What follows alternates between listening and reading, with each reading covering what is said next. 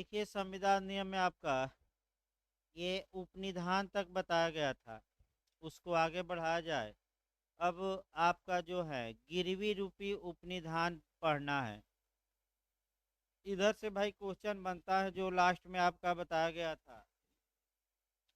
फिर एक बार इसको दोहरा लीजिएगा। आपका बेयर एक्ट की भाषा से आपका जो हमने बताया था, और फिर हम बता भी रहे हैं। 168 में आपका था कि पड़ा हुआ माल पाने वाला। यहाँ से कंसेप्चुअल क्वेश्चन आपका बनता है कि अगर पुरस्कार की घोषणा नहीं की गई है तो जो व्यक्ति पड़ा हुआ माल पाता है वह उस मने मालिक को खोजने में जो व्यय किया है या खर्चा उठाया है उसके लिए कोई मुकदमा नहीं ला सकता। तो आखिर अब हमने बताया था कि मुकदमा ला नहीं सकता तो कुछ तो अधिकार होना चाहिए। बिहार में पूछा गया है टेक्निकल क्वेश्चन। तो राइट टू लियान का अधिकार है, यानी कि धारणाधिकार का अधिकार है, अर्थात तब तक उस वस्तु को वह अपने पास धारण करे जब तक कि उसे पैसा न मिल जाए। लेकिन भाई यही आपका सतर्क रहना है, अगर पुरस्कार की घोषणा की गई है तब वह ऐसी कंडीशन में माल को अपने पास बनाए भी रखेगा और पुरस्कार के लिए मुकदमा भी ला सकेगा। लेकिन ये कब जबकि आपका उसके लिए पुरस्कार की क्या हुई है घोषणा, ये जरूर याद रखिएगा। इसके बाद 169 से क्वेश्चन बना है बिहार में, यूपी में भी बन सकता है कि पड़ा माल पाने वाला कब उसे बेच सकेगा। तो जब मूल्य कम कम माने कम ही होता जा रहा है। और दूसरा कंडीशन बिहार में पूछा गया कि जब मालिक को खोजने में कितना पैसा लग गया हो तो सामान का कितना पैसा, 2/3। इसके बाद 100 आपका 70 बिहार में पूछा गया।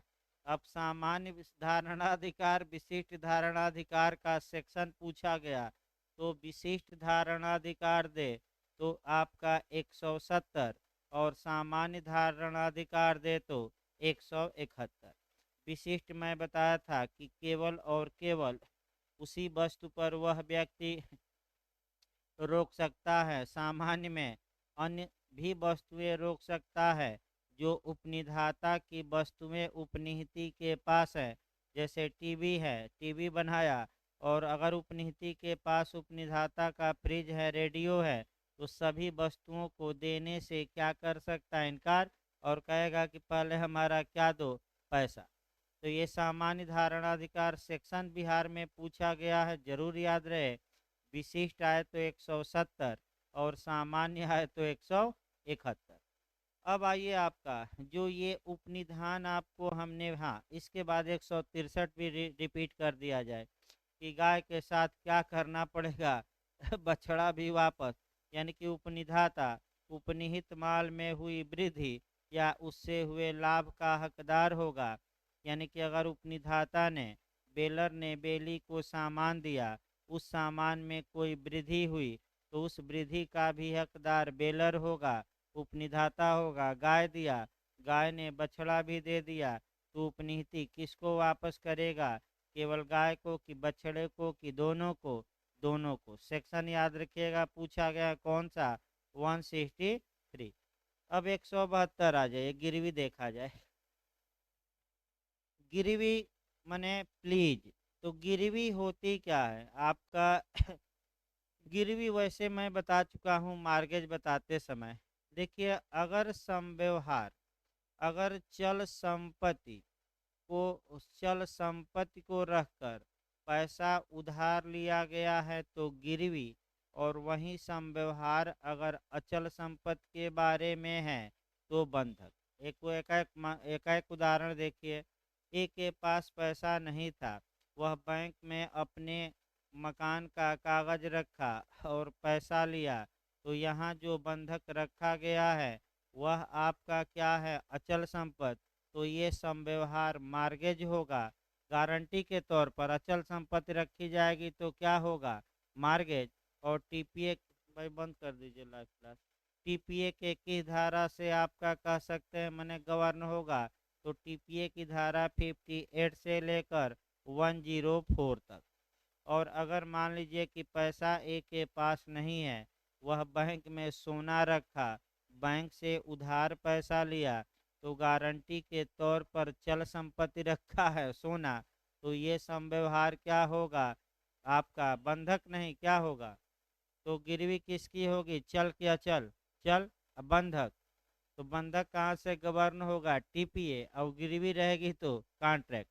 कॉन्ट्रैक्ट की धारा में गिरवी की परिभाषा है 172।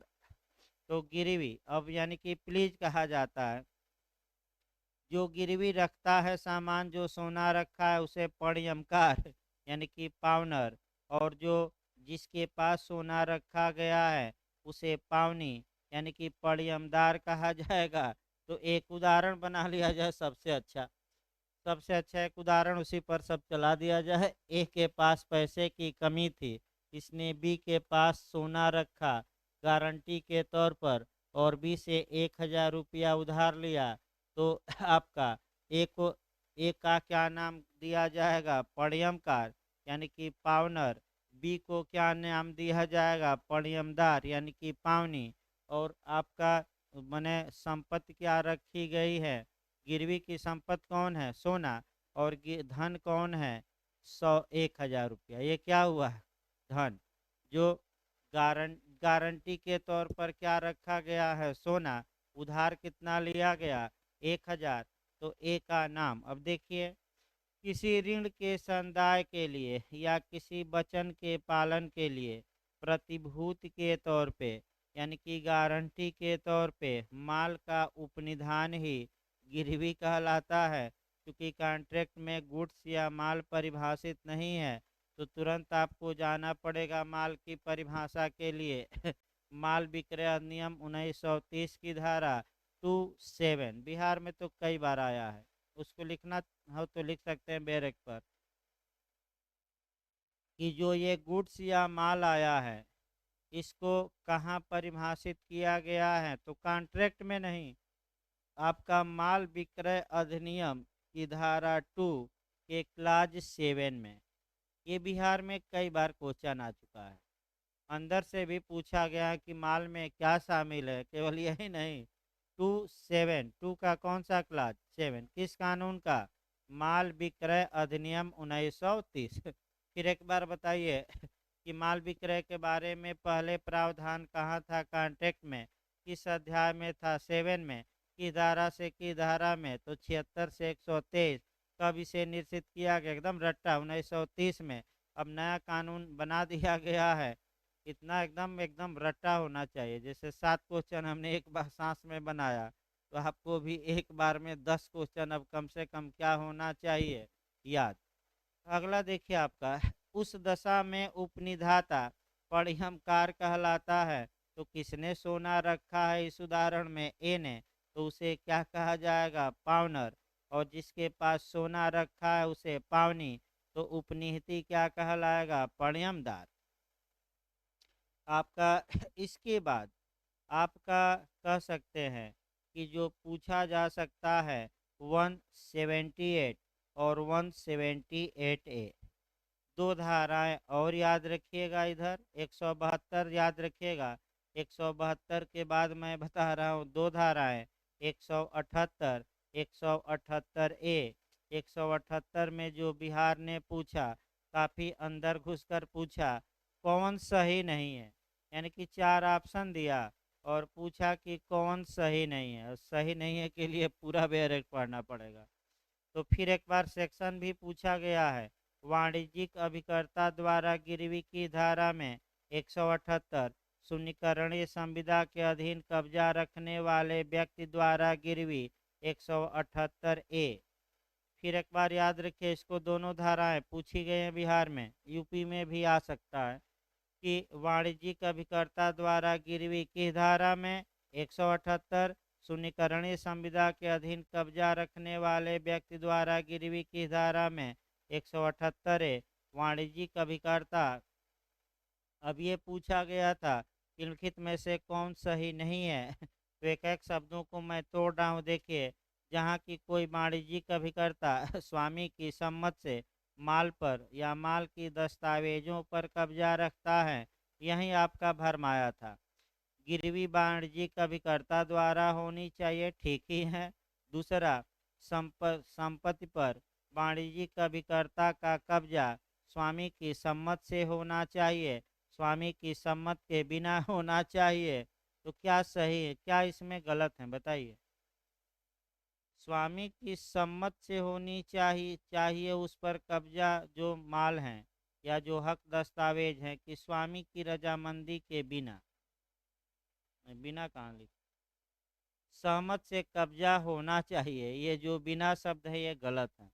तो बिहार में पूछा कि कौन सही नहीं है, तो उसमें दिया था कि कब्जा स्वामी की सम्मत के बिना भी हो सकता है, बिना का काम नहीं करेगा। यानी कि जब भी वाणिज्यिक अभिकर्ता माल पर कब्जा रखा है तो स्वामी की सम्मत से रखे, तभी वह गिरवी रख सकता है सामान को। अन्यथा स्वामी की सम्मत के बिना कब्जा जमा लिया है तो वह गिरवी रखने का हकदार।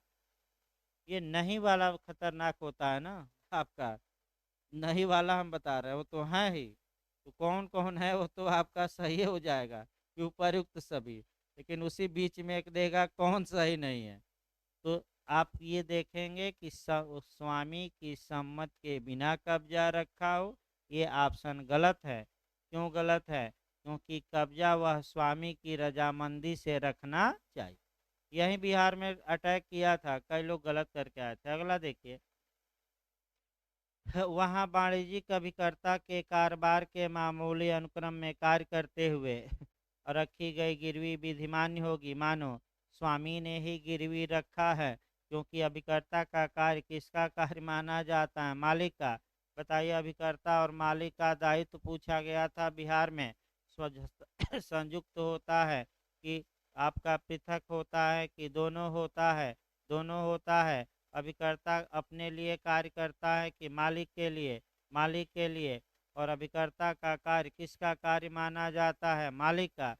बिहार में फिर टाट में ले जाकर पूछ लिया कि जो व्यक्ति किसी अन्य के माध्यम से कार्य कराता है, कानून की नज़र में वह व्यक्ति उस कार्य को स्वयं करता है।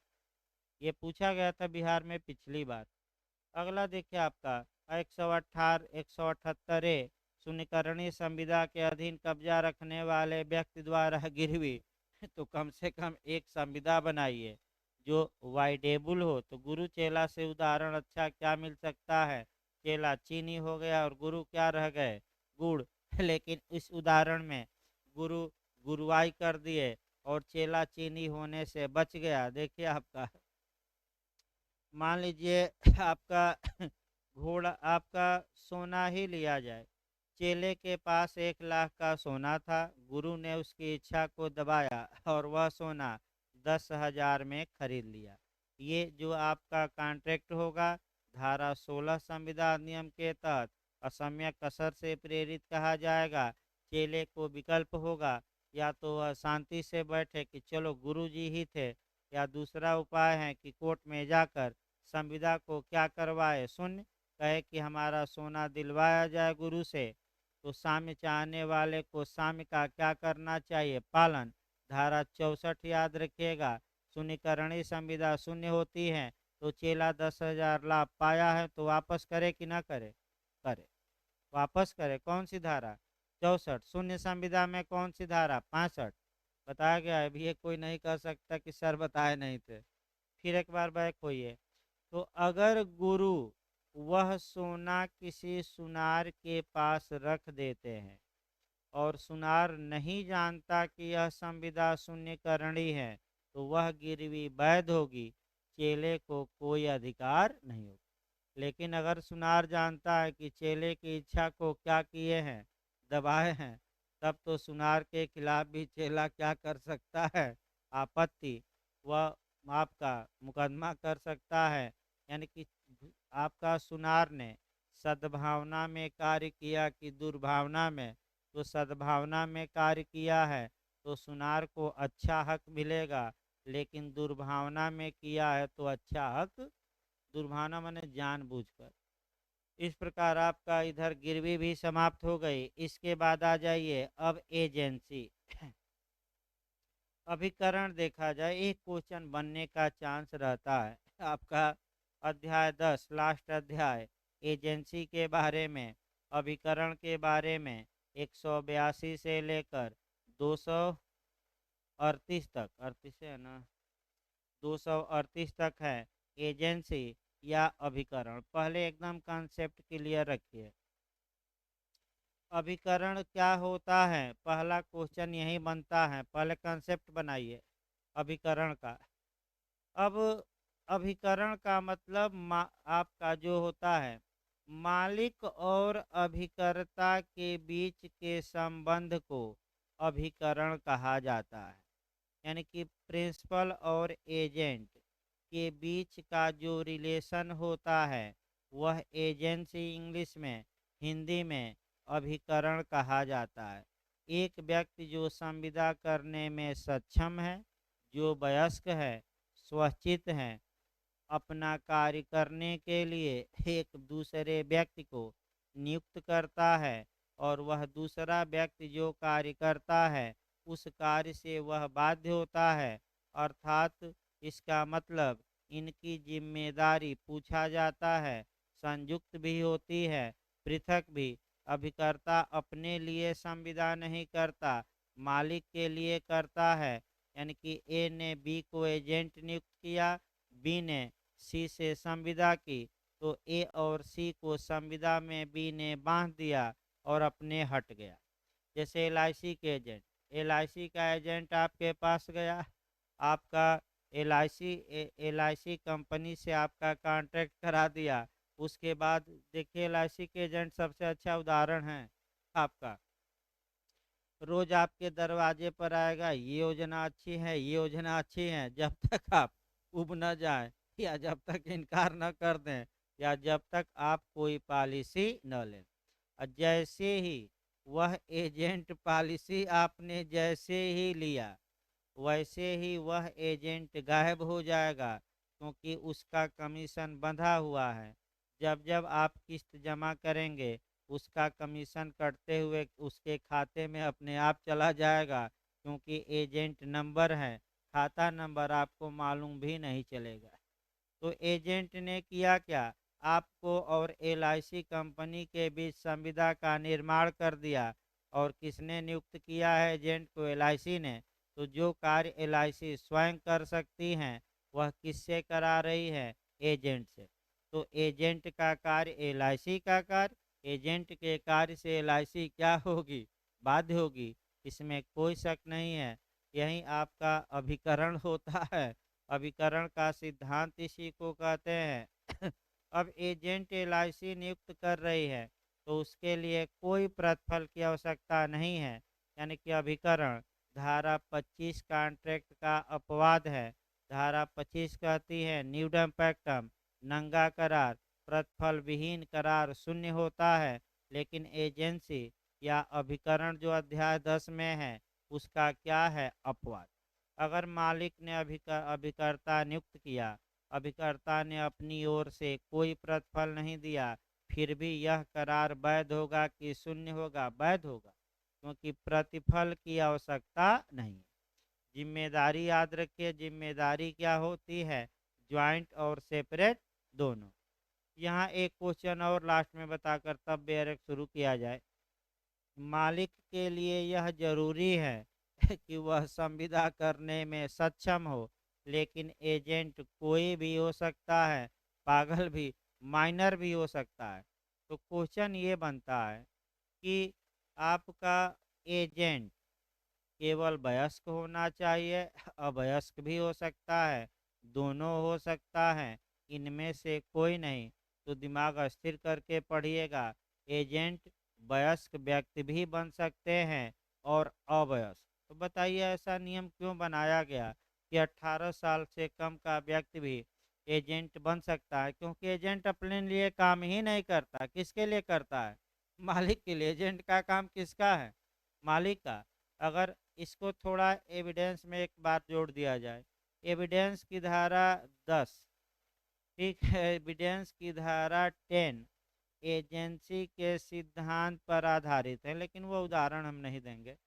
आपका उदाहरण हम धारा 20 का देंगे। आपका ठीक है, उदाहरण तमाम है, लेकिन जो आपका एविडेंस की धारा 20 का हम उदाहरण दे रहे हैं, धारा 20 में रेफरी या निर्णायक या एम्पायर का सिद्धांत समाहित है। अब देखिए एम्पायर का सिद्धांत क्या कहता है। अगर ए ने बी को प्राधिकृत किया है कि किसी विषय के बारे में लोगों को बताओ, तो सी आया और बी ने उस विषय के बारे में क्या किया, बी ने सी को बता दिया, तो बी का कार्य किसका कार्य माना जाएगा, ए का, क्योंकि किसने नियुक्त किया है बताने के लिए, ए ने, तो बी के कार्य से कौन बाध्य होगा, ए। बी के कथन से कौन बाध्य होगा, ए। बी का कथन किसके विरुद्ध होगा, ए के। बी जो कह दिया वही रेफरी हो जाएगा, और ए क्या बाद में मुकर सकता है। तो अभिकर्ता का कार्य किसका कार्य मान लिया गया धारा 20 में, मालिक का। तो वही आपका देखिए, अब आपका 182 देखा जाए, अभिकर्ता और मालिक की परिभाषा। तो पहले 182 में एजेंट और मालिक की परिभाषा दी गई है। देखिए, अभिकर्ता वह व्यक्ति हैं जो किसी अन्य की ओर से कार्य करने के लिए या पर व्यक्तियों से समव्यवहारों में किसी अन्य का प्रतिनिधित्व करने के लिए नियोजित होता है। वह व्यक्ति जिसके लिए ऐसा कार्य किया जाता है या जिसका प्रतिनिधित्व किया जाता है, तो वह व्यक्ति क्या कहलाता है, मालिक। और जिसको नियुक्त किया गया है वह क्या कहलाएगा, एजेंट। भाई अपने लिए कार्य करता है कि पर व्यक्ति के लिए। तो एलआईसी एजेंट अपने लिए कार्य कर रहा है कि एलआईसी के लिए। चलिए, तो मालिक कौन हो गई, एलआईसी, और एजेंट कौन हो गया, आपका जो एजेंट है, और क्या। भाई एजेंट जो नियुक्त किया है वही तो हुआ। देखिए आपका अभिकर्ता कौन नियोजित किया जा सकेगा, बहुत महत्वपूर्ण है। माइनर पर अटैक किए रहिएगा, क्वेश्चन गलत ना हो। वह व्यक्ति जो उस विधि के अनुसार जिसके वह अध्याधीन है प्राप्त वय हो और स्वच्छित हो, अभिकर्ता नियोजित किया जा सकेगा। 183 में सामान्य नियम है कि एजेंट के लिए आवश्यक है कि वह क्या हो, प्राप्त वय हो, यानी कि वयस्क हो, पागल हो कि पागल न हो, पागल न हो। लेकिन लग गया, नहीं भाई देखिए आपका, एक सेकंड, हाँ थोड़ा बहुत बेधारा इधर उधर हो गई। देखिए फिर एक बार हम देखते हैं, मालिक की बात हो रही है, थोड़ा बहुत इधर उधर धारा हो गई। फिर 183 एक बार गौर करिए, आपका 183 में देखा जाए अभिकर्ता कौन नियोजित कर सकेगा, तो यहाँ मालिक की बात हो रही है, यानी कि मालिक कौन हो सकेगा, तो जो स्वचित हो और जो वयस्क हो। यानी कि मालिक कौन होगा जो एजेंट बनाएगा, जो मेजर हो और जो पागल न हो। 184 अभिकर्ता कौन हो सकता है, तो आपका मने कह सकते हैं कि जो प्राप्त वय हो, जो स्वचित हो, भले आपका और यानी कि फिर एक बार देखिए, जहाँ तक कि मालिक और पर व्यक्तियों के बीच का संबंध है, कोई भी व्यक्ति एजेंट हो सकता है, किंतु कोई भी व्यक्ति जो प्राप्त वय यानी कि वयस्क और स्वचित न हो, अभिकर्ता ऐसे न हो सकेगा कि वह अपने मालिक के प्रति तन्निमित तस्मिन अंतर्विष्ट उपबंधों के अनुसार उत्तरदायी हो। इसका मतलब ये हुआ कि माइनर और पागल भी एजेंट हो सकते हैं, लेकिन ये अपने मालिक के प्रति जिम्मेदार नहीं होंगे। लेकिन अवयस्क द्वारा किए गए कार्य से मालिक क्या होगा, जिम्मेदार। ये अपने मालिक के प्रति जिम्मेदार नहीं होंगे, माइनर और पागल, लेकिन मालिक उनके प्रति जिम्मेदार होगा, जिससे ये लोग मालिक के लिए क्या किए हैं, संविदा, हाँ संबंध में संविदा, संबंध बनाया मतलब यहाँ संविदा या समव्यवहार किए हैं। इसके बाद 185 हमने बता ही दिया कि धारा 25 का यह क्या है, अभिकरण, अपवाद है। क्या अभिकरण के लिए एजेंट द्वारा कुछ प्रतिफल दिया जाना चाहिए कि नहीं, नहीं। कौन सी धारा में है कि ये प्रतिफल की आवश्यकता नहीं है, 185। इसके बाद आ जाइए 108, हाँ। इसके बाद 189 थोड़ा अंडरलाइन कर लीजिए, इधर कम चांस रहता है। 191 थोड़ा अंडरलाइन कर लिए। उपाभिकर्ता, उपाभिकर्ता अभिकर्ता द्वारा नियुक्त होता है। अरे छोड़िए उसको, अब वो उतना नहीं है वो। आपात छोड़िए उसका अब आपातकाल आ गया है। 201 अंडरलाइन करिए। अभिकरण का पर्यवसान, ये सब पढ़ना नहीं है। अभिकरण का पर्यवसान आपका 201 में है। इसके बाद देख लेते हैं कौन सी धारा पूछी जाती है, नहीं तो इधर खत्म, अब कहानी खत्म इसकी। हाँ,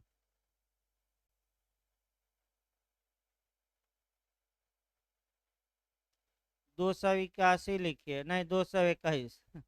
221, मालिक की संपत्ति पर अभिकर्ता का धारणाधिकार। पैसा नहीं दिए हैं तो तब तक वापस करने से इनकार कर सकता है सामान, जब तक कि उसका कमीशन या पारिश्रमिक न मिल जाए, वही तो धारणाधिकार। 221, अभिकर्ता का धारणाधिकार की धारा में 221। देखिए फालतू न पड़ेगा, हम फिर बता रहे हैं, नहीं कि सब पढ़ते रहे तो सब भूल जाएंगे। इसके बाद 229 पूछा गया बिहार में, 229। हाँ, हाँ सब संपत्ति रखेगा जो कब्जे में है। 229 यहाँ से बिहार में बनाया है, अभिकर्ता को दी गई सूचना का परिणाम। तो फिर एक बार याद रखिए, यदि कारोबार के अनुक्रम में एजेंट को कोई सूचना दी जाती है तो यह माना जाएगा कि वह सूचना किसको दे दी गई है, मालिक को दे दी गई है। आपका याद रखिए कौन सी धारा में, 229 में, 229। इसके बाद आपका देख लेते हैं कोई धारा। 225 देखिए, 229 पूछा गया। अभी एक और इसमें टेक्निकल पॉइंट है, फराड कर देता है अभिकर्ता तो, लेकिन 229 पूछा गया है बिहार में। 225 कह रहे हैं। 225, मालिक की उपेक्षा से कारित क्षति के लिए अभिकर्ता को प्रतिकर। तो मालिक की उपेक्षा या कौशल के अभाव से उसके अभिकर्ता को अगर कोई नुकसान होता है तो मालिक की ये जिम्मेदारी है कि वह क्या करे, आपका कह सकते हैं कि अभिकर्ता की क्षतिपूर्ति करे। यानी कि मालिक के कमी के कारण, कौशल की कमी दोष के कारण अगर एजेंट को नुकसान पहुंचता है तो मालिक की ये जिम्मेदारी है कि उस नुकसान की भरपाई करें कि न करें, करें किसको दें, एजेंट को। 229 याद रखिए पूछा गया, थोड़ा अच्छे से इसको। आपका सूचना में कि अगर कारोबार के अनुक्रम में किसको सूचना दी गई है, एजेंट को, तो किसको माना जाएगा कि वह सूचना किसको मिल गई है, मालिक को। एक और आपका जो सेक्शन है लास्ट में, आपका जो एजेंट फ्रॉड कर देता है,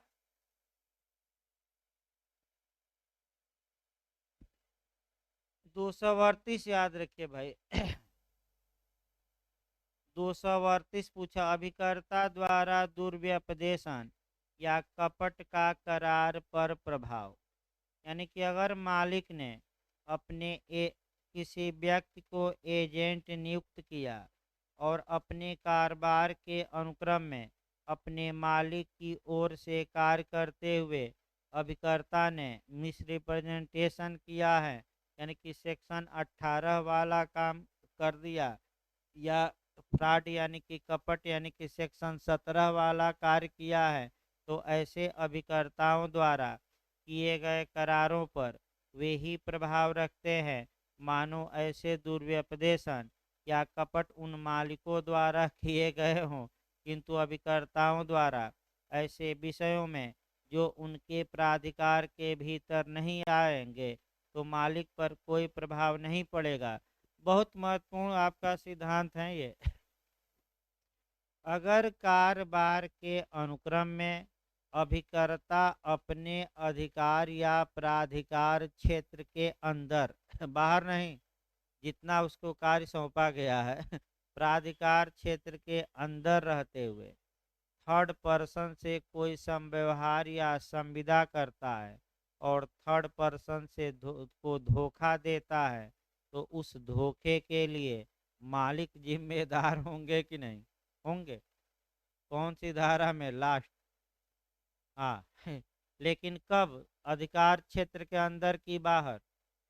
अल्ट्रा वायरस की इंट्रा वायरस? हाँ, इंट्रा कहा जाता है, बाहर न गया हो। मैं फिर बता दूं, बाहर। अब एक और आपका बताया जाए उदाहरण लास्ट में, ये तो खत्म ही हो गया फिर बैक हो आ जाए। देखिए लास्ट में आपका बैंक वाला उदाहरण भी हम बता सकते हैं। एक आपका जो श्यामा देवी बनाम स्टेट बैंक ऑफ इंडिया का केस है टाट में, कि एक कैशियर था, एक महिला थी, जाकर महिला ने कैशियर के घर पर पैसा दिया कि हमारे खाते में जमा कर दीजिए। तो आप लोग बताइए, क्या पैसा भाई कारोबार के अनुक्रम में दिया गया था कैशियर को? नहीं, व्यक्तिगत हैसियत में दिया गया था। तो बैंक उस गलती के लिए जिम्मेदार। लेकिन अगर कैशियर काउंटर पर बैंक में बैठा हो, आप पैसा दिए और वह मिसयूज कर लिया, तो उसके कार्य के लिए बैंक क्या होगी? जिम्मेदार, क्योंकि वह कार्य उसके प्राधिकार क्षेत्र में और कारोबार के क्या था? अनुक्रम में था। और घर पर दिए हैं तो क्या प्राधिकार क्षेत्र के कहाँ हो गया? तो उसी प्रकार बहुत महत्वपूर्ण है, एजेंट अगर कोई कार्य किया, अपने प्राधिकार क्षेत्र में किया, कारोबार के अनुक्रम में किया और दूसरे को धोखा दिया है, दूसरे को नुकसान पहुंचा, तो मालिक से क्या नुकसानी वह व्यक्ति वसूल सकता है कि नहीं वसूल सकता है? क्योंकि उसके लिए मालिक क्या होंगे? जिम्मेदार, क्योंकि अभिकर्ता का कार्य किसका कार्य माना जाता है? मालिक का। अब इस प्रकार इधर समाप्त हो गया। ज़्यादा दिमाग न लगाइएगा कि ये पढ़ लें वो पढ़ लें, जितना पढ़ाया गया उतना पढ़ कर जाइए। कुछ धाराएं इधर की क्या करिए, मैं फिर बता दे रहा हूँ, छोड़ देना है। इधर की धाराएं जितना अब तक का इतिहास है कि 99% जो क्वेश्चन मैं बता दूं, आपका जो धाराएं हमने बताई छांट छांट के, चाहे बिहार हो यूपी हो, उसी से पूछा गया। अब वो अलग बात है कि भाई अंदर चला जाए तो किसी के बस की बात नहीं उधर तैयार करना। अब आइए आपका कुछ सिद्धांत बचे हैं, आपका सिद्धांतों को देखा जाए। पहला जो हम सिद्धांत आपका बता रहे हैं, आपका संविदा के संसर्ग का सिद्धांत। इसको देखिए क्या क्या कहा जाता है ये सेक्शन वाइज नहीं, अब एक एक सिद्धांत देखिए आपका। प्री देखिए इसको, संविदा के संसर्ग का सिद्धांत आपका शुरुआती दौर में भाई पेज नंबर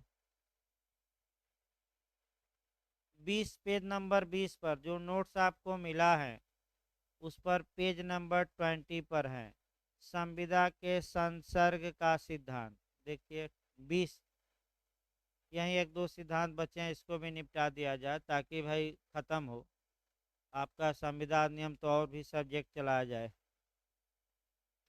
20 पर है, देखिए यहाँ से क्वेश्चन आपका बनता है। सबसे पहले आपका the doctrine of Privi of contract, यानी कि संविदा के संसर्ग का सिद्धांत। हिंदी में और नाम है, याद रखिए, संविदा के संबंध का सिद्धांत, संविदा की गुप्तता का सिद्धांत। अब एक जगह गुप्तता दिया है तो नए लड़के समझते हैं ये गुप्तता क्या है, ये कहीं प्राइवेसी से तो नहीं है, तो प्राइवेसी से ही थोड़ा आपका कवर करना है। गुप्तता का सिद्धांत, तो संविदा के संसर्ग का सिद्धांत क्या है, तो इसको थोड़ा सिद्धांत को समझने का प्रयास करिए। देखिए आपका अगर ए ने बी से वादा किया कि हे बी, मैं तुमको 5 किलो चावल 20 रुपया पर केजी के हिसाब से दूंगा, और बी ने वादा किया है कि हम चावल लेंगे और 20 20 रुपया पर केजी के हिसाब से आपको हम 100 रुपया देंगे। तो संविदा के गुप्तता का सिद्धांत का मतलब हुआ कि अगर ये चावल देने से इनकार कर देता है तो ए के खिलाफ मुकदमा समाज का कोई भी व्यक्ति नहीं कर सकता, केवल और केवल कौन कर सकता है? बी। और बी, चावल अगर खरीदने से इनकार कर दे तो कौन मुकदमा केवल कर सकता है? तो ए कर सकता है। यानी कि इसका मतलब ये हुआ कि संविदा के संसर्ग के सिद्धांत के अनुसार संविदा का प्रवर्तन केवल और केवल संविदा के पक्षकार ही कर सकते हैं।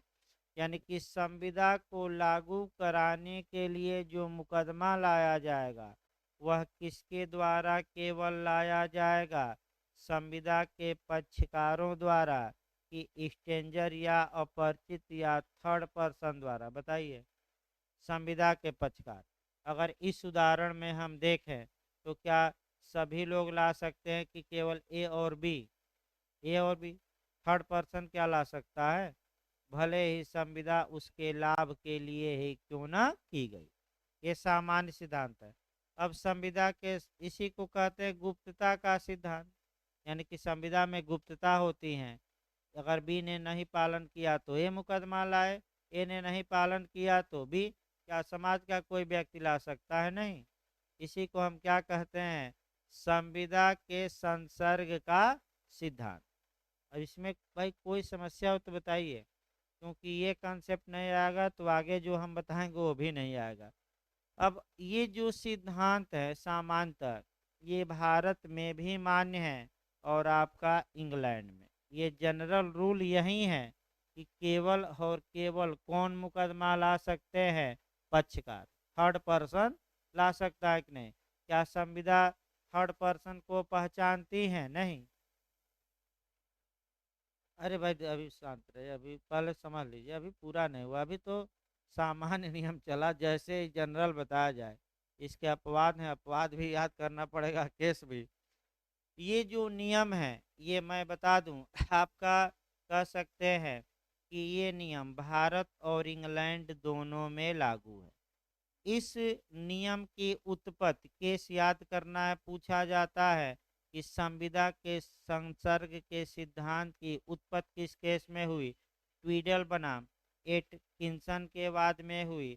यानी कि जो हमने सिद्धांत ये बताया, इस सिद्धांत की उत्पत्ति 1861 में होती है, गलत न हो। किस केस में? ट्वीडल बनाम एटकिंसन के बाद में। बहुत अच्छा, ये कई बार बना है क्वेश्चन, गलत ना हो। कौन सा केस है? ट्वीडल बनाम एटकिंसन। हाउस ऑफ लॉर्ड्स ने भी इंग्लैंड के इस नियम को मान्यता दे दी।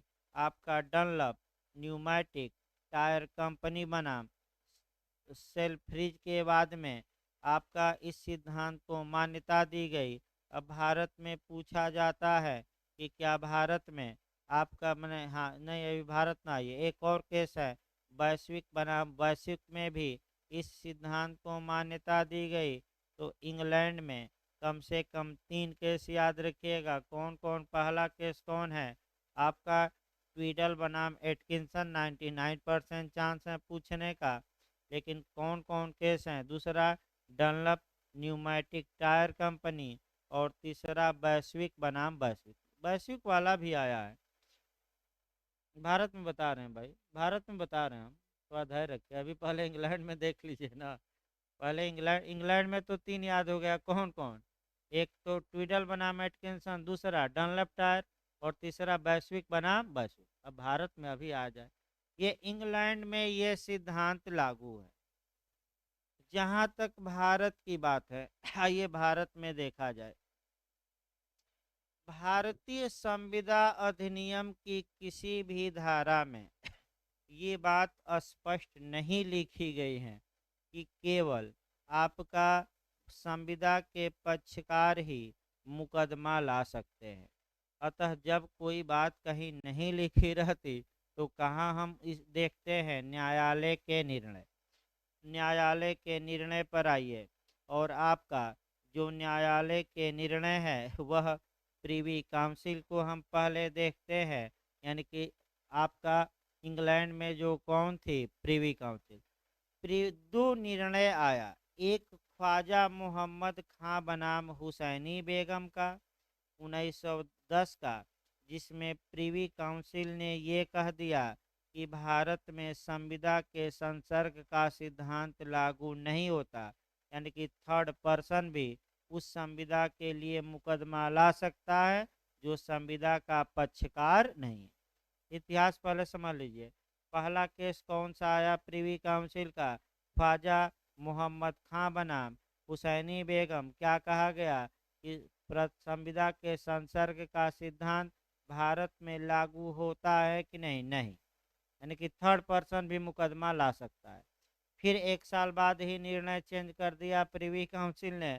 जमुना दास बनाम राम अवतार का केस आया 1911 ईस्वी में, और ये कहा गया कि भारत में संविदा के संसर्ग का सिद्धांत लागू होता है, यानी कि केवल ए और बी ही मुकदमा ला सकते हैं, संविदा किए है, थर्ड पर्सन नहीं ला सकता। अब आइए, जब दोनों में विरोधाभास हो गया तो हमें सुप्रीम कोर्ट की ओर देखना पड़ेगा कि आखिर हमारा भारत का सुप्रीम कोर्ट क्या कहता है। तो एमसी चाको बनाम स्टेट बैंक ऑफ ट्रावनकोर, यही लीडिंग केस है भारत में। एमसी चाको, अंडरलाइन कर लीजिएगा, चाको का केस। एमसी चाको बनाम स्टेट बैंक ऑफ ट्रावनकोर के बाद में भारत के उच्चतम न्यायालय ने 1966 ईस्वी में, चाको का याद रखिएगा, एमसी चाको, फिर हम बता रहे हैं एक बार, MC Chacko versus state of Travancore, AIR 1966, supreme court माने भारत का उच्चतम न्यायालय के बाद में उच्चतम न्यायालय ने ये बता दिया कि भारत में संविदा के संसर्ग का सिद्धांत लागू होता है, लेकिन इसके कुछ अपवाद हैं। अब अपवाद आ गया, इसका मतलब ये हुआ कि कुछ ऐसी परिस्थितियां हैं जहां की कोई व्यक्ति संविदा का पक्षकार न होते हुए भी उस संविदा को लागू करा सकता है। तो माने कि सामान्यतः भारत में ये प्रिंसिपल लागू है कि अपरिचित को संविदा नहीं जानती थर्ड पर्सन को, लेकिन कुछ इसके एक्सेप्शन हैं। अपवाद मतलब कुछ ऐसी दशाएं हैं जहाँ की कोई व्यक्ति संविदा का तो पक्षकार नहीं है, लेकिन वह संविदा के प्रवर्तन के लिए वाद दायर कर सकता है, नियम के तहत नहीं। किसके तहत? अपवाद। अब वही अपवाद देखना है। आपका पहला आपका न्यास हो गया, एक एक अपवाद लिखा गया, देखिए पहले न्यास हो गया। एक एक उदाहरण देखिए, ए ने अपने मकान का न्यास बनाया और बी को क्या बना दिया? न्यासी। और ये कहा कि तुम इस मकान का प्रयोग बच्चों की शिक्षा के लिए करना। अब आप लोग बताइए, संविदा किसके किसके बीच हुई? ए तथा बी। लेकिन किसके लाभ के लिए हुई है? बच्चों के। तो क्या बच्चे संविदा का पक्षकार हैं? बताते रहिए। ले तो सामान्य नियम क्या निकला कि जब बच्चे संविदा के पक्षकार है ही नहीं, तो चाहे भी कार्य करे न करे, बच्चों को कोई अधिकार नहीं है मुकदमा करने का। लेकिन इस सिद्धांत का ये पहला अपवाद है जहाँ की बच्चे संविदा का पक्षकार न होते हुए भी, क्योंकि बच्चों के हित के लिए न्यास का सृजन किया गया है, तो अगर बी सही ढंग से कार्य नहीं करता तो बी के खिलाफ बच्चे भी मुकदमा क्या कर सकते हैं? ला सकते हैं। नियम के तहत नहीं है। किसके तहत हम चल रहे हैं? अपवाद। संविदा के संसर्ग के सिद्धांत का क्या चल रहा है? अपवाद। अपवाद का मतलब ये हुआ कि जहां थर्ड पर्सन भी मुकदमा ला सकता है, ये ना कि नहीं ला सकता। अपवाद का मतलब क्या हुआ?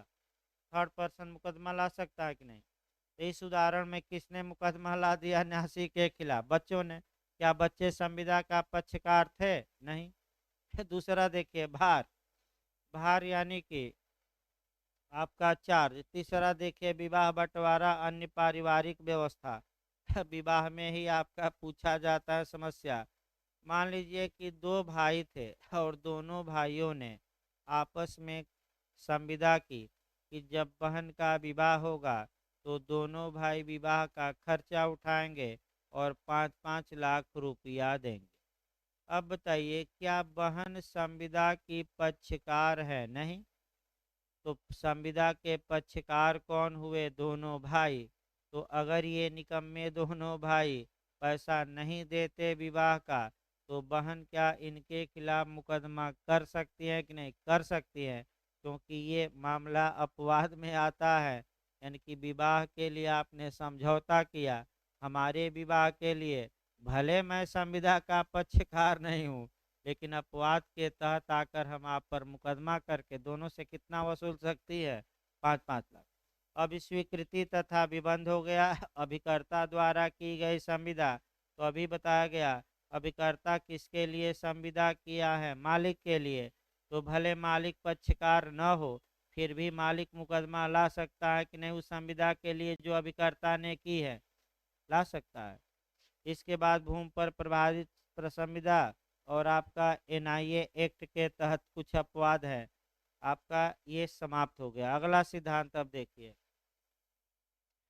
अगला सिद्धांत हम देखते हैं, आपका 19 नंबर पेज पर आइए, प्रतिफल का सिद्धांत। आइए देखा जाए आपका। अब ये संविदा का सिद्धांत नहीं, संविदा के संसर्ग का सिद्धांत नहीं, हम दूसरा सिद्धांत अब बताने जा रहे हैं। दिमाग अब वहां से हटा दीजिए। प्रतिफल का सिद्धांत। अब देखिए कैसे क्वेश्चन बनता है। अगर आपका सब शब्द को पकड़िए थोड़ा, दो शब्द को, दोनों अलग अलग है। अगर प्रतिफल के संसर्ग का सिद्धांत दे, प्रीवी का दे, गुप्तता का दे, या प्रतिफल के संबंध का सिद्धांत दे, तो वह आपका अलग नियम है।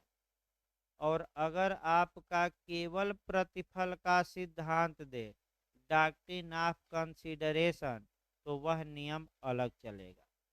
अगर प्रतिफल के संसर्ग का सिद्धांत दे तो धारा 2D से कवर करना है, और प्रतिफल का केवल सिद्धांत दे तो आपको सेक्शन 25 से कवर करना है। फिर एक बार हम बता रहे हैं, फिर एक बार देखिए, गलती होता है ज़्यादा यहाँ, क्योंकि सेम आपका हल्का सा ही चेंज है। अगर डॉक्ट्रिन ऑफ कंसीडरेशन पूछे, प्रतिफल का सिद्धांत पूछे, तो सेक्शन भले ना है तो लिख लीजिए कौन सा सेक्शन मारेंगे, 25। और प्रतिफल के संसर्ग का सिद्धांत पूछे तो आप 2D से कवर करिएगा परिभाषा से। अभी हम उसको बताएंगे, 2D हम बताएंगे, लेकिन पहले तो प्रतिफल का सिद्धांत हो जाए। प्रतिफल का सिद्धांत भारतीय संविदा अधिनियम की धारा 25 में समाहित है, जिसके अनुसार जिस करार में प्रतिफल न हो, जिस करार का कोई मूल्य न हो, जिस करार में कोई मूल्य न हो, वह करार ही शून्य होता है, बातिल होता है, वाइड होता है। आपका न्यूडम पैक्टम कहा जाता है। ऐसे करार से कोई विधिक अधिकार उत्पन्न नहीं होगा। न्यूडम पैक्टम पिछली बार जे में आया, इसका अर्थ पूछ लिया था कि न्यूडम पैक्टम का अर्थ क्या हुआ? प्रतिफल रहित, प्रतिफल विहीन, या बिना प्रतिफल के करार। किस धारा में है? 25 में। शून्य होते हैं समानता की बात, शून्य। लेकिन यह विधि का पूर्ण नियम नहीं है। कुछ करार ऐसे हैं जहाँ की प्रतिफल नहीं है, फिर भी वह क्या माने गए हैं? वैध। यानी कि इस प्रतिफल के सिद्धांत के कुछ क्या हैं? अपवाद। मैं बताया था धारा 25 में 3 अपवाद हैं, 2 स्पष्टीकरण हैं, तो 5 तो यहीं से हो गया। इसके बाद आपका निःशुल्क उपनिधान मैं बताया था कि फ्री में घोड़ा दे दिया।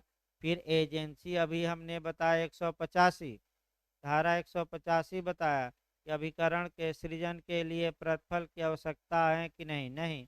इसके बाद धारा 63 हमने बताया कि 5,000 दिया था और कहा कि चलो 3,000 छोड़ दे रहे हैं, 2,000 ही वापस करो। तो जो ये 3,000 छोड़ दे रहा है उसके लिए अलग से कहीं प्रतिफल की आवश्यकता। और एक वचनात्मक विबंध जरूर याद रखिएगा, प्रामिजरी स्टापेल, जो आप लोग पढ़ते हैं एविडेंस में। वचनात्मक विबंध किसका अपवाद है? तो प्रतिफल के सिद्धांत का, यानी कि कॉन्ट्रैक्ट की किस धारा का? 25। ये अलग से लिख लीजिए, वर्तमान समय में गलत हो सकता है, रट डालिए भाई, ना समझ में आया हो तो मैं फिर बता दूं। वचनात्मक विबंध किसका अपवाद है? तो प्रतिफल के सिद्धांत का।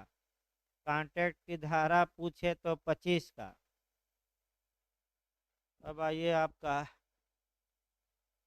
एक और देखा जाए, आपका सिद्धांत लास्ट में खत्म किया जाए भाई इसको, क्योंकि हर हाल में आज निपटा देना है आपका। 10 मिनट में एक सिद्धांत और खत्म किया जाए। अगला सिद्धांत, हम लास्ट सिद्धांत जो हम पढ़ा रहे हैं वह है प्रतिफल के संसर्ग का सिद्धांत, यानी कि आपका द डॉक्ट्रिन ऑफ, आपका प्रीवी ऑफ कंसीडरेशन, प्रतिफल के संसर्ग का सिद्धांत, प्रतिफल के संबंध का सिद्धांत कहिए, प्रतिफल की गुप्तता का सिद्धांत। क्या कहा जाए? प्रतिफल की गुप्तता। अब थोड़ा संविदा की गुप्तता का सिद्धांत आप लोग फिर दिमाग ले जाइए, जो हमने बताया। संविदा की गुप्तता का सिद्धांत ये बताता है कि केवल और केवल पक्षकार ही संविदा को प्रवर्तित करा सकते हैं। थर्ड पर्सन या संविदा से बाहरी व्यक्ति उस संविदा को लागू नहीं करा सकता। लेकिन वहाँ, लेकिन इसके कुछ क्या थे? अपवाद, जैसे विवाह हो गया, भार हो गया, अभिकर्ता द्वारा इत्यादि। अपवाद अलग बात है कि कुछ अपवाद है। ये कौन सा सिद्धांत हो गया? संविदा के संसर्ग का। फिर प्रतिफल का सिद्धांत हमने बताया 25 में कि न्यूडम पैक्टम, जिस करार में कोई मूल्य न हो वह करार क्या होता है? सुन, इसके भी अपवाद हमने बताए। अब तीसरा जो सिद्धांत आपका बचा है, प्रतिफल के संसर्ग का सिद्धांत।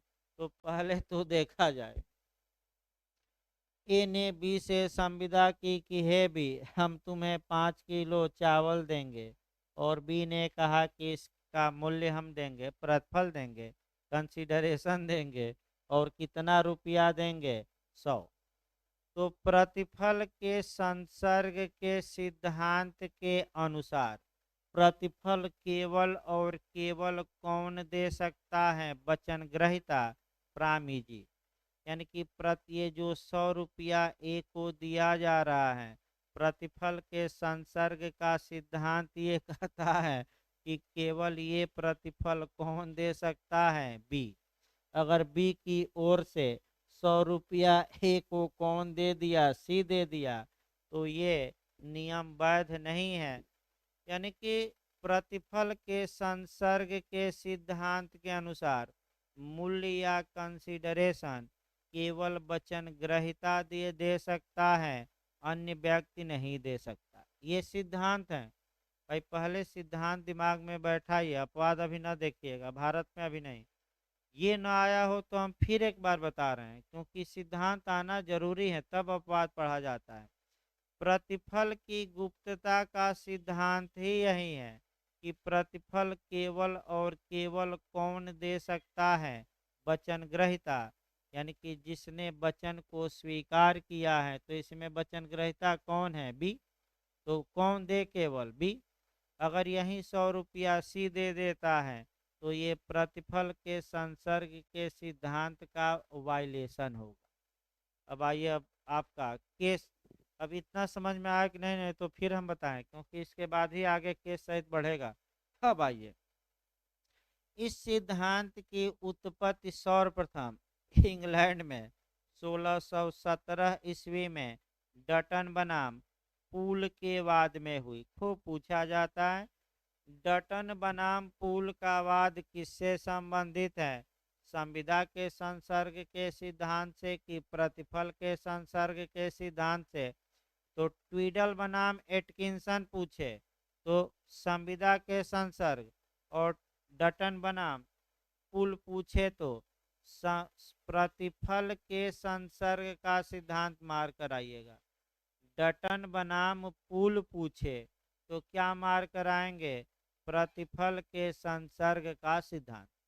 तो बताइए सर्वप्रथम प्रतिफल के संसर्ग के सिद्धांत की उत्पत्ति किस केस में हुई? तो 1677 ईस्वी में डटन बनाम पुल। प्रतिफल केवल और केवल कौन दे सकता है? वचन ग्रहीता। जहाँ तक भारत की बात है, हाँ और भी आपका है, कह सकते हैं कि ट्विडल बनाम एटकिंसन का केस है। फिर आपका डनलप न्यूमैटिक कंपनी हमने बता दिया, ये दोनों से हैं, संविदा के संसर्ग से भी और किससे? आपका ये प्रतिफल के भी संसर्ग से भी, लेकिन अलग अलग पूछा जाता है। डटन बनाम पुल किससे मारेंगे? प्रतिफल के संसर्ग का सिद्धांत। ट्विडल बनाम एटकिंसन संविदा। यही दो याद रखिएगा, यही गलत होता है। अब आइए भारत में क्या स्थिति है? क्या भारत में यह सिद्धांत लागू होता है? अब आपका 2D की प्रतिफल की परिभाषा निकालिए, 2D तुरंत निकालिए आपका प्रतिफल की परिभाषा, और 2D एक बार आप खुद पढ़कर बताइए क्या कहा गया है, तब हम इस उदाहरण को आगे बढ़ाते हैं कि क्या सी दाम दे सकता है कि नहीं, तब भारत में आया जाएगा। जहाँ तक भारत की बात है, भारत में प्रतिफल के संसर्ग का सिद्धांत लागू नहीं होता। केस याद रखिए, चिनैया बनाम रमैया। फिर एक बार याद रखिए केस, तो भारत में प्रतिफल के संसर्ग का सिद्धांत लागू होता है कि नहीं? तो लागू नहीं होता। क्यों नहीं होता? तो धारा 2D की परिभाषा पर गौर करिए, एक लाइन में समझ में आ जाएगा। पढ़िए आप एक बार तब हम बताएं, एक बार खुद पढ़िए, पहले एक लाइन पढ़िए और थोड़ा आशय निकालिए क्या कहता है। जबकि वचनदाता की वांछा पर, वचनदाता की इच्छा पर, तो बताइए इस उदाहरण में वचनदाता कौन हो गया? ए। जबकि वचनदाता की इच्छा पर वचन ग्रहीता या कोई अन्य व्यक्ति। तो अब बताइए क्या प्रतिफल वचन ग्रहीता के अलावा अन्य व्यक्ति दे सकते हैं कि नहीं भारत में? भाई क्या बैरक में लिखा है, पढ़िए। अन्य व्यक्ति लिखा है कि नहीं? बस एक तो लिखा है, तो दे सकते हैं कि नहीं? दे सकते हैं। तो क्या भारत में जरूरी है कि वचन ग्रहीता ही प्रतिफल दे? नहीं। अन्य व्यक्ति दे सकते हैं कि नहीं? तो सिद्धांत लागू हुआ कि नहीं? नहीं, नहीं लागू हुआ, क्योंकि भारत में तो थर्ड पर्सन भी प्रतिफल क्या कर सकता है? यही शब्द पकड़ना है, जो अदर पर्सन। लेकिन सतर्क रहिए, अन्य व्यक्ति तभी देगा जब कौन इच्छा वांछा करे, कौन इच्छा जताए? ए। यानी कि वचनदाता की इच्छा पर भारत में प्रतिफल या तो वचन ग्रहीता दे सकता है या थर्ड पर्सन भी दे सकता है। तो जब थर्ड पर्सन भी प्रतिफल दे सकता है जो संविदा का पक्षकार नहीं है, तो भारत में प्रतिफल के संसर्ग का सिद्धांत लागू नहीं होता। केस याद रखिएगा, कौन सा केस है? चिनैया बनाम रमैया। तो बचा ही क्या भाई आपका, कह सकते हैं कि आपका लेकिन सतर्क रहना है। ये सी भले पैसा दे दे, लेकिन किसकी इच्छा पर? एक है वचनदाता। थर्ड पर्सन दे सकता है कि नहीं प्रतिफल भारत में, लेकिन किसकी इच्छा पर? ए यानी कि प्रामिजर। अगर ए इनकार कर दे तो बी को ही देना पड़ेगा। अब इसी उदाहरण में आइए, लास्ट में ए ने बी को कहा कि हम 5 किलो चावल देंगे, और बी ने कहा कि देखिए हम पैसा नहीं दे पाएंगे। पैसा आपको किससे दिलवा दे रहे हैं? सी से। अगर ए रजामंद हो गया तो प्रतिफल किसने दिया? सी। संविदा किसके बीच हुई? ए और बी। तो थर्ड पर्सन दे दिया कि नहीं प्रतिफल, लेकिन किसकी इच्छा पर? वचनदाता। ए मतलब वचनदाता। तो भारत में वैध होगा कि शून्य होगा? वैध होगा। तो भारत में हाँ तो वैध होगा ही भारत में। वैध होगा भाई। यानी कि भारत में सी दे दिया प्रतिफल, लेकिन एक की इच्छा के विपरीत नहीं, ये स्वीकार करे तब, ये इच्छा जताए तो, ये नहीं कि जबरदस्ती दे दे। यानी कि भारत में प्रतिफल के संसर्ग का सिद्धांत लागू नहीं होता, क्योंकि वचनदाता की इच्छा पर थर्ड पर्सन भी कीमत दे सकता है। बस एक लाइन। और केस का सपोर्ट करा दीजिएगा, कौन सा? चिनैया बनाम रमैया। इस हाँ, प्रतिफल तीन प्रकार का होता है। कुछ कार्य कर चुका है तो भूतकालीन, कुछ कार्य करता है तो वर्तमान, और कुछ कार्य भविष्य में क्या होगा, करेगा। तो प्रतिफल कितने प्रकार का? तीन। एक भूतकालीन, एक वर्तमानकालीन और एक भविष्यकालीन। प्रतिफल कोई कार्य करने, कोई कार्य न करने, या वादा के बदले क्या, वादा। जैसे मौर्य जी ने वादा के बदले केवल क्या किया है, वादा कि हम 2023 के लास्ट में विवाह करेंगे। तो वादा तेरा वादा, तो वादा के बदले वादा भी बताइए, हो सकता है कि नहीं प्रतिफल? हो सकता है। भाई आपका गारंटी की संविदा पढ़े तो गारंटर केवल वादा ही तो किया कि अगर मूल ऋणी पैसा नहीं दिया तो वह पैसा मैं क्या करूंगा, दूंगा। तो वादा हो, वचन देना होगा कि नहीं, प्रतिफल होगा। इस प्रकार संविदा नियम आज समाप्त होता है भाई। अभी माइनर चलेगा भाई आपका 10 मिनट बाद, माइनर 15 मिनट चलाते हैं, ताकि माइनर एक दो पढ़ाना है आपका, निपट जाए। कल आपका टीपीए चलेगा, और प्रयास करेंगे कि कल दौड़ा कर आपके पहले पीरियड में भले 1.5 घंटा लग जाए, टीपीए ख़त्म कर देना है। वही मार्केज बचा है। भूमिकाम का सब परिभाषा बता दी गई है। बस आपका 10 धारा बतानी है छांट छांट कर। तो जैसे कॉन्ट्रैक्ट खींच दिया गया, कई लोग संदेह जता रहे हैं कि सर पूरा कर पाएंगे नहीं। अरे आप पढ़ पाएंगे कि नहीं सर? तो कहिए तो एक दिन में पूरा कर दें। पूरा हो गया कि नहीं इतनी धाराएं? कहिए पूरी धाराएं हम पढ़ा दें 4 घंटा में। और इतिहास गवाह है, बिहार में 1 महीना में 20 कानून हमने पढ़ाया था, और 80% आया भी था प्री में। अब ये है कि आप कितना, अब सीपीसी में ही चल रहा है इतना स्पीड में, एविडेंस में स्पीड पकड़ा है, तो आपको कवर भी तो करना चाहिए। पढ़ाने के लिए तो हम 2 दिन में ख़त्म कर दें, और फरवरी में ख़त्म होगा ये कह, 2 दिन में। 1 फरवरी से आपका सुपर फास्ट एक क्लास चलेगी।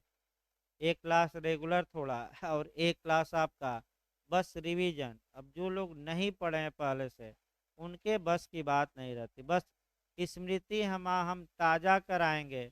अब ये ना कहेगा कि ये पढ़ा दीजिए, बस स्मृति ताज़ा, उसका लाभ ज़्यादा आता है। क्योंकि एग्जाम में जाएंगे 10 दिन बाद तो एकदम भूत जैसे दिमाग में, ये पोथी पतरा काम नहीं करता। ये जाकर पूछ लीजिए पुराने लोगों से, ये पोथी पतरा काम नहीं करेगा। ये जो लेक्चर हैं, यही भूत जैसे दिमाग में वहाँ घूमता रहेगा। कई लोग तो ये कहते हैं कि आपका लेक्चर याद आता रहता है, और एकदम जैसे आप मॉडल बनाए हैं वैसे ही 90% क्वेश्चन तो आपके मॉडल से ही बन जाता है। इस बार तो सुधारा गया है, टीपीसी में भी काफ़ी कोरिलेट ज़्यादा हम कर रहे हैं, और हर एक कानून में इस बार सुधार कर पढ़ाया जा रहा है। तो रेस्ट ले लीजिए 10 मिनट, तब आपका माइनर चला जाएगा, दिव्यांग भी खींच दिया जाए।